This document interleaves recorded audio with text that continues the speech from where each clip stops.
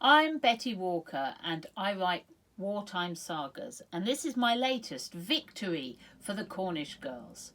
Now, this is set in my hometown of Bude on the beautiful North Cornwall coast, and it's set in 1944, so nearly at the end of the war. I have three lovely ladies in this book, Alice, Imogen and Pearl. Now, Alice was training to be a spy, but tragic personal circumstances have forced her home to Cornwall. Can she rebuild her life?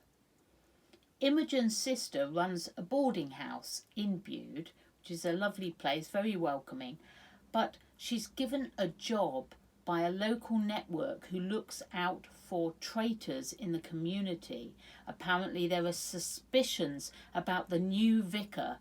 So can Imogen manage to keep an eye on him? And she's very conflicted because she was once deeply in love with his twin brother.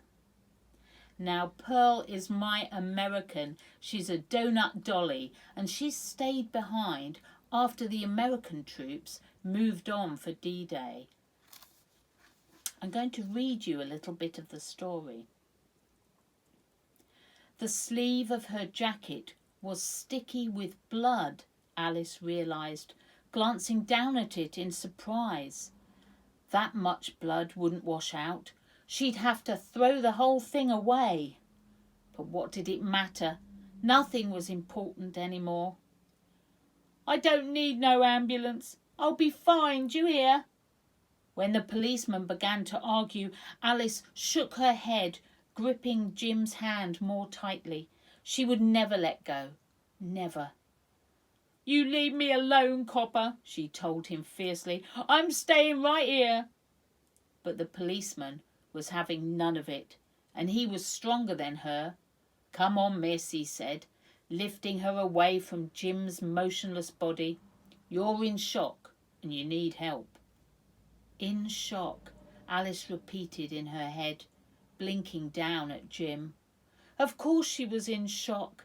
His cloth cap had fallen off, his bare head tousled. He looked so young in the glinting torchlight, even younger than her. Barely a man, in fact. It was horrible.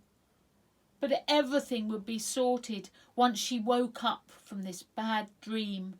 She had clearly dreamt the whole blooming thing. None of this could really be happening. Except it was. And it was all her fault. Victory for the Cornish Girls.